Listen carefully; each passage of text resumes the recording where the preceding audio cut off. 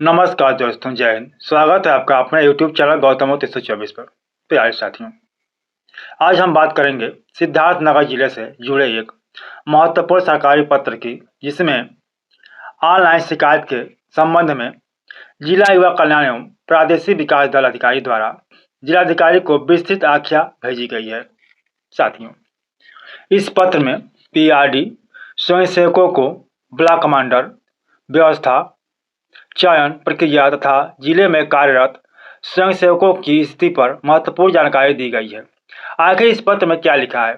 क्या PRD स्वयंसेवकों को कोई लाभ मिलने वाला है? क्या ब्लॉक कमांडर नियुक्त किए गए हैं? इन सभी सवालों का जवाब आज की इस विशेष रिपोर्ट में विस्तार से जानेंगे। प्यारे साथियों, सिद्धार्थनगर से PRD स्वयंसेवकों पर बड़ा खुलासा हुआ है। ऑनलाइन शिकायत पर जिला प्रशासन ने भेजी विस्तृत रिपोर्ट। साथियों, यह पत्र दिनांक 1 अगस्त 2026 का है। इसे जिला युवा कल्याण एवं प्रादेशिक विकास दल अधिकारी सिद्धार्थनगर द्वारा जिलाधिकारी को भेजा गया है। पत्र में बताया गया है कि एक ऑनलाइन शिकायत प्राप्त हुई थी, जिसके आधार पर पूरी जांच कर तथ्यात्मक रिपोर्ट तैयार की गई है। रिपोर्ट में सबसे पहले यह बताया गया है कि सिद्धार्थनगर जिले में कुल 14 विकासखंड हैं। इसके बाद वर्ष 2020 में ब्लॉक कमांडर के चयन की प्रक्रिया का उल्लेख किया गया है। महानिदेशालय द्वारा उस समय चयन कराने के निर्देश दिए गए थे, लेकिन बाद में दूसरे आदेश के माध्यम से इस पूरी प्रक्रिया को तत्काल प्रभाव से स्थगित कर दिया गया। यानी वर्तमान समय में ब्लॉक कमांडर की नियमित नियुक्ति नहीं की गई है। सबसे महत्वपूर्ण जानकारी यह है कि पत्र में स्पष्ट शब्दों में कहा गया है कि किसी भी PRD स्वयंसेवक से ब्लॉक कमांडर से संबंधित कोई कार्य नहीं कराया जा रहा है। साथ ही किसी भी प्रकार का मानदेय भी नहीं दिया जा रहा है। यह बात इस रिपोर्ट का सबसे महत्वपूर्ण हिस्सा माना जा रहा है।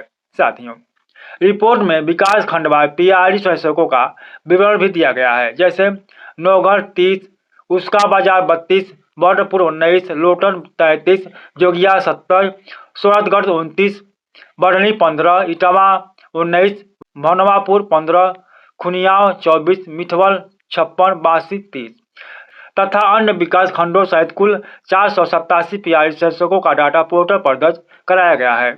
साथियों, इस रिपोर्ट का सबसे बड़ा संदेह यह है कि ब्लॉक कमांडर पद से जुड़ी किसी भी तरह की आधिकारिक नियुक्ति वर्तमान में प्रभावी नहीं है। यदि कोई व्यक्ति स्वयं को ब्लॉक कमांडर बताकर कार्य कर रहा है या किसी प्रकार का लाभ लेने की कोशिश कर रहा है, तो इस पत्र के अनुसार उसकी पुष्टि नहीं होती है। साथियों, रिपोर्ट में यह भी कहा गया है कि शिकायतकर्ता द्वारा लगाए गए बिंदुओं के संबंध में यही तथ्य उपलब्ध है और उसी आधार पर प्रशासन ने अपनी आख्या प्रस्तुत कर दी है। प्यारे साथियों, अब सबसे बड़ा सवाल यह है कि क्या भविष्य में ब्लॉक कमांडर की नियुक्ति होगी? इसका उत्तर फिलहाल इस पत्र में नहीं दिया गया है। पत्र केवल वर्तमान स्थिति स्पष्ट करती है।